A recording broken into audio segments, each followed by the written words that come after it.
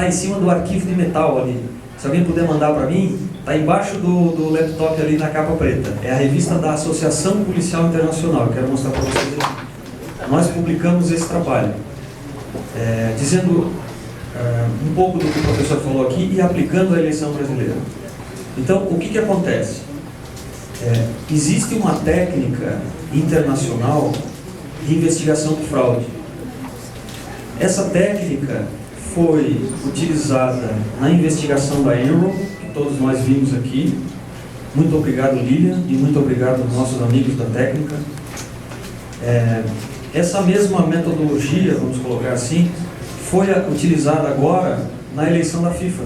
Ou melhor, no caso da investigação da FIFA, que resultou nas prisões que todos nós sabemos, inclusive do presidente da CBF, que graças a Deus está preso e está a caminho dos Estados Unidos. Então o que acontece? Vejam bem, a FIFA era uma fortaleza inexpugnável. Aquilo que a gente sabe aqui no Brasil, a bancada da bola, é difícil mexer com a CBF, eles têm poder político, eles têm desembargadores, eles têm, enfim, todos nós sabemos, a gente escuta isso há muitos anos. Imaginem a FIFA no plano mundial. Então eu quero dar uma boa notícia aqui. A investigação da FIFA começou nessa revista aqui. Alguns anos atrás alguém fez um artigo, um estudo sobre a estatística da matemática. Eu vou ver se eu consigo fazer eles falarem um pouquinho mais baixo aqui. E aqui, nessa revista, eles publicaram, olha, tem fraude na FIFA. Isso aqui são policiais da Suíça, da França, da Espanha, podem continuar, é só um pouquinho mais baixo, dos Estados Unidos, do FBI, do MI6 na Inglaterra, da Alemanha. Vamos dizer assim, ó, gente que não gosta de ser enganada e não gosta de ver os outros serem enganados. Então alguém publicou, olha, os números da FIFA não batem. Deu no que deu. Operação, prisão, FIFA. Boas-vindas a Carla Zambelli, que está chegando conosco agora. Muito bem.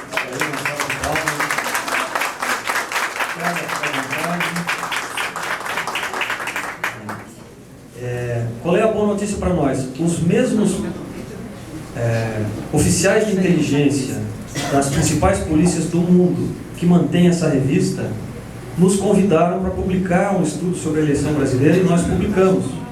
Aquele mesmo estudo que está no nosso blog, que eu vou explicar rapidamente em um minuto e depois vou ficar aqui à disposição para conversar. Então o que isso significa? Entrou no radar de gente séria esse assunto. A gente até faz a piada, a eleição brasileira virou um caso de polícia, agora efetivamente. Quer dizer, está na revista da Associação Internacional de Policiais. E não são quaisquer policiais, são os principais oficiais de inteligência do mundo. Então acho que nós vamos ter novidades aí nessa área. Quanto tempo? Isso leva um tempo para amadurecer, né? Mas o principal é o seguinte, no que consiste isso? Existem números que têm padrões estatísticos. Então vamos imaginar que nós aqui reunidos vamos fazer uma brincadeira. Essa é a Bandilma nova, Carla? Levanta aí para a gente dar uma olhadinha. Olha aí a Bandilma estrelando. Que maravilha. Então, aqui quem tem criança pequena em casa, né, filho, neto, sobrinho, as crianças gostam de jogar aquele joguinho de forca, né, todo mundo sabe. Aquele joguinho a gente escreve uma palavra, um monte de tracinho e vai adivinhar as letras. Quando algum de nós aqui vai jogar o jogo da forca, qual é a primeira palavra que a gente fala?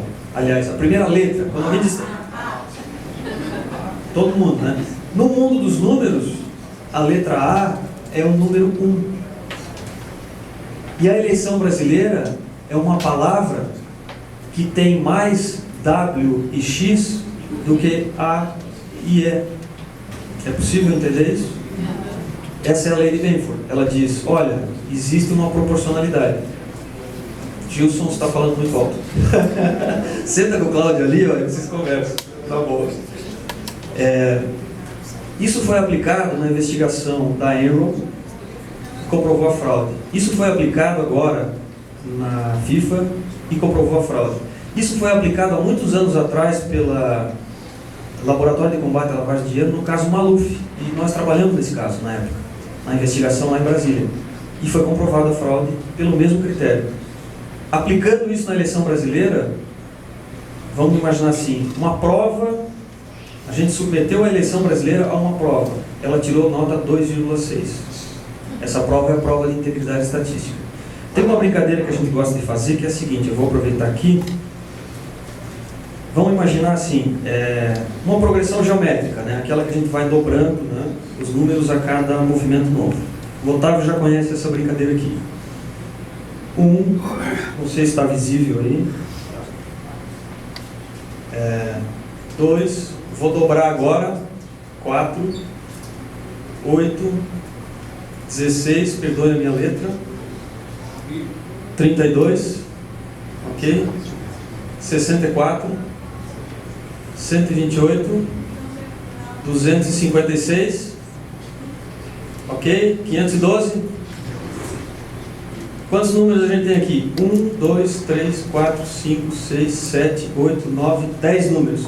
Agora eu vou pegar o número que começa, que é o algarismo líder da série histórica. O primeiro número, o primeiro dígito, né? Tecnicamente o primeiro algarismo. Olha só.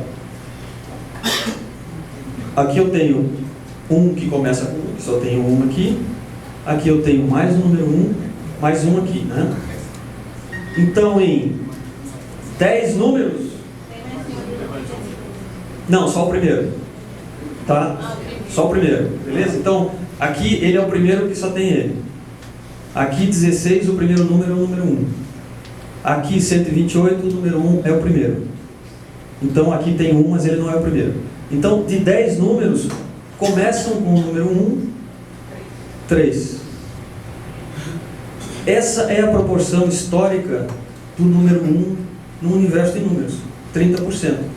30,1% para sermos mais precisos. Na eleição brasileira, acontece isso aqui, ó. Em alguns lugares nós temos 60% de número 1, em outros nós temos 14%.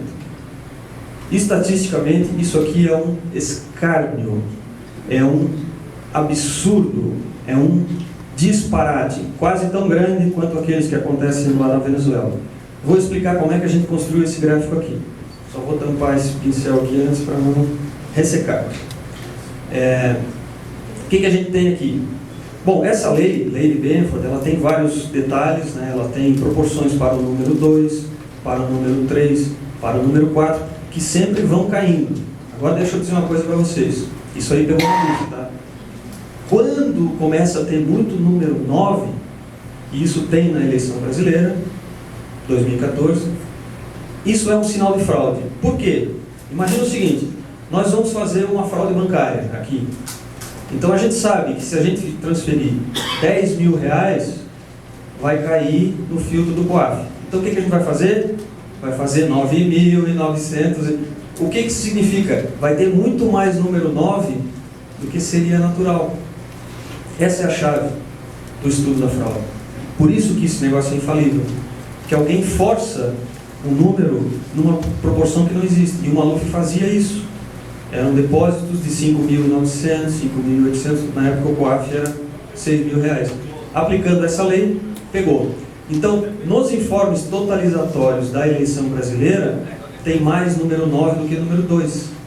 Isso é impossível, em termos estatísticos. E nós desafiamos, e está no nosso blog, as autoridades a virem aqui e comprovarem que o nosso DOC está errado.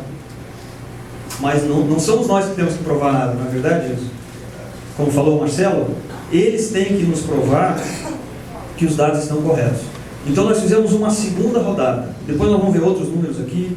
O Cláudio tem números sobre sessões eleitorais acima do limite legal. O Gilson tem um estudo sobre os votos em branco. Tem muita coisa. Por isso que isso aqui, não, assim, a gente não consegue falar tudo num dia só. Nós temos que ficar à disposição para conversar depois. Quais são os números que você pega da eleição? Bom. Isso que eu não entendo. Tá. Qual é o universo? Muito importante. Muito importante. Nós pegamos... Exatamente, é o que nós vamos explicar agora aqui. Nós pegamos as zonas eleitorais. Na primeira análise estatística, nós pegamos os informes totalizatórios emitidos pelo TSE, que são aqueles minuto a minuto que o TSE dá. Aplicamos a lei de Benford. Não passou, quer dizer, deu um teste de inconsistência. Aqui esse gráfico em azul que nós vamos mostrar. Aqui nós temos as sessões, as zonas eleitorais. Já vou te dizer. Percentual de número 1. Zonas eleitorais do Brasil. Lembrando sempre, né? Sessão eleitoral é a urna onde eu voto. A urna tem no máximo 400 votos. Embora nós vamos ter 7 milhões de votos no Brasil que estão acima de 400 votos, que é o número máximo aceito por lei. Isso é uma discussão para um outro dia. Mas o que nós fizemos? Nós pegamos todas as zonas eleitorais do Brasil, zonas eleitorais de todos os estados. Dividimos em, estado por estado, em 4 grupos. Um grupo para Dilma, um grupo para Aécio, um grupo para brancos, um grupo para nulos. E aí olhamos o número 1. Então, no grupo Dilma, no estado X, eu não vou nominar estados para não, né, dar contestação, questão política aí, né, idiosincrasias, mas no estado X, a gente vai lá e pega todas as zonas eleitorais e vê quantas delas começam com o número 1. A totalização do voto. Não, vou explicar de novo. Votos da Dilma, votos do Aécio, votos em branco e votos nulos. Total de votos. Quantos votos nulos tem na seção X? Tem 50. Então, 5 é o primeiro dígito. Capturamos de todas as sessões eleitorais, dividimos por estado. Dividimos em 4 grupos. Então, esses 4 grupos, vezes 27, temos 108 grupos de número 1 na eleição brasileira. E aí, esses números estão aqui. Essa linha vermelha aqui é a lei de Benford. Sacou? Cada barrinha azul que está aqui é uma totalização de número 1 em zonas eleitorais. A gente tem que repetir muito que isso realmente não é simples. Mas, trazendo as zonas eleitorais do Brasil, totalizando Dilma, Aécio, brancos e nulos, cada resultado é uma barrinha dessa aqui. De acordo com a lei de Benford, as barras teriam que estar aqui na linha vermelha no percentual de 30%. Nós somos bonzinhos. Então a gente deu um limite de 10% a mais e 10% a menos. Ou seja, aquilo que estiver dentro de 33% está dentro do aceitável. Aquilo que estiver dentro do 27%, aceitável. Aí é o que vocês estão vendo aqui, ó. Apenas 26% dos casos estão dentro da margem de erro de 10% para mais ou para menos. Esse passagem é uma margem bem tolerante. Muito, deveria ser 3%. A ISO fala de 2%, 3%. Ou seja, estatisticamente, assim, em termos de probabilidade, vamos imaginar assim, nós estamos olhando isso aqui da ótica da ciência forense, tá? Interessante. Não é da ótica da matemática e da estatística. É como a ciência forense olha esse número. Ela olha dessa maneira. É praticamente impossível que esse resultado aqui seja natural.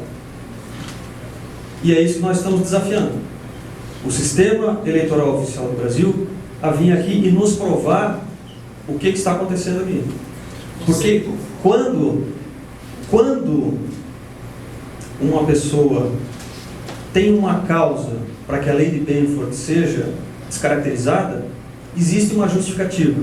Por exemplo, a altura média das pessoas, né? Então, a grande maioria das pessoas do mundo tem 100 e alguma coisa centímetros. 1,80m, 1,70m, 1,60m. Então, se eu for pegar o número 1, dá quase 100%. Então, há universos em que a lei não se aplica. Se isso acontece na eleição brasileira, a gente gostaria muito que o Tribunal Superior Eleitoral, ou quem quer que seja, viesse aqui para nos explicar. Porque até agora nós não encontramos essa explicação. Eu vou pedir ao amigo que, por gentileza, formule as suas questões no workshop. Nós estaremos aqui depois à disposição. Existem exemplos, por exemplo, a tabela de expansão de gases. Ela segue essa linha vermelha aqui. A comprimento médio dos rios do planeta.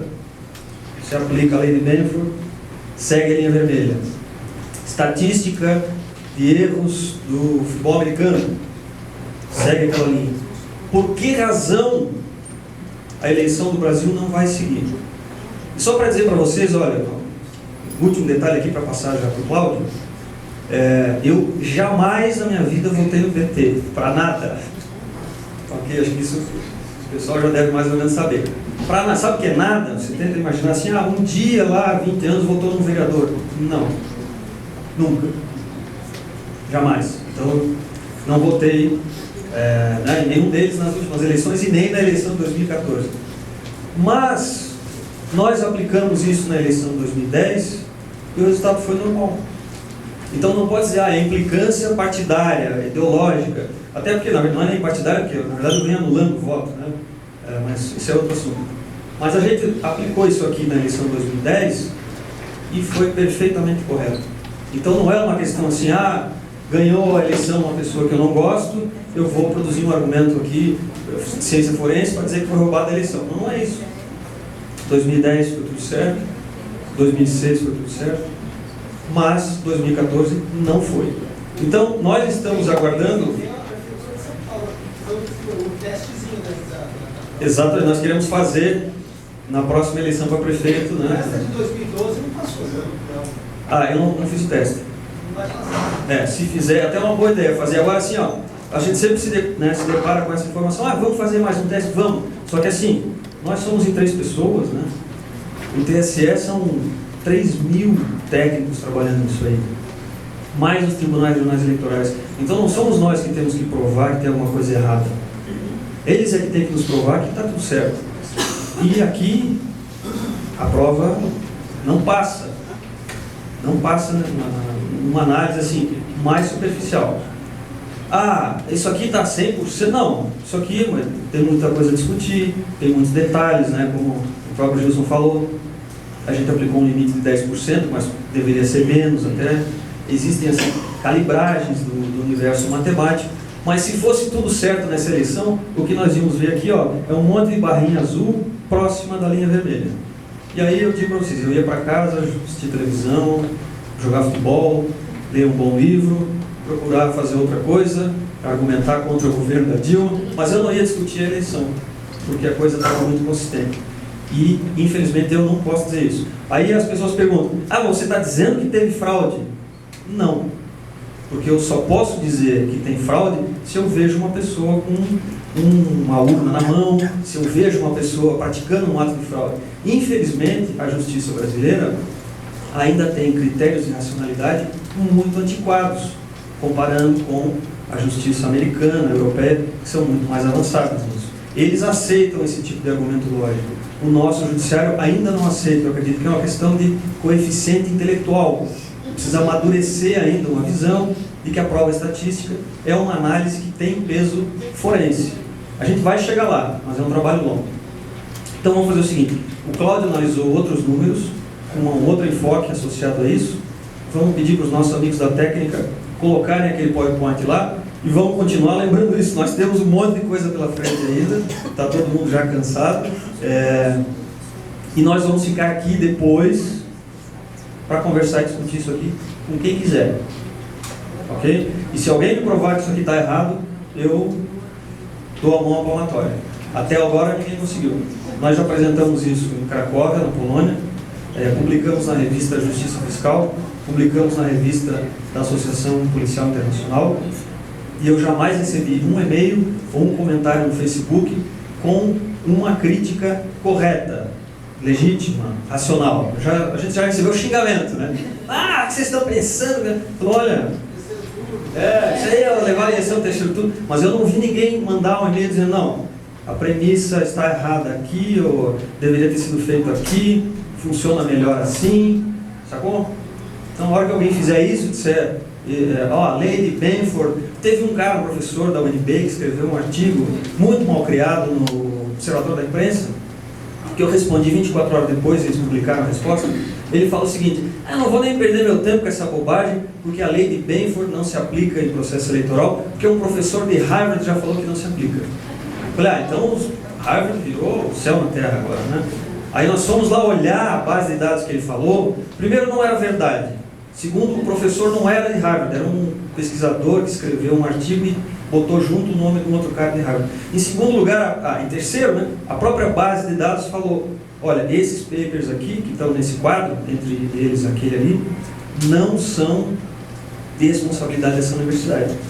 E aí nós fomos estudar aquilo e encontramos assim, ó, centenas de outros trabalhos, como o professor Salles acabou de apresentar aqui, que dizem, a lei de Benford, claro, sim, se aplica a qualquer universo numérico, inclusive aos dados eleitorais. Eu diria que isso é uma questão quase pacífica em termos científicos.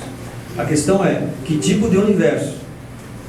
O universo comporta? A resposta é, claro que comporta. Então, nós vamos ficar aguardando e, no meu íntimo, eu posso dizer o seguinte, você viu a eleição ser fraudada? Não vi. Eu vi 23 pessoas fechadas numa sala que não nos explicaram o que aconteceu. E eu não vi, por outro lado, ninguém me provar que o resultado da eleição foi legítimo. Vou ficar esperando essa prova. Cláudio, manda bala, vamos lá. Vai por aí.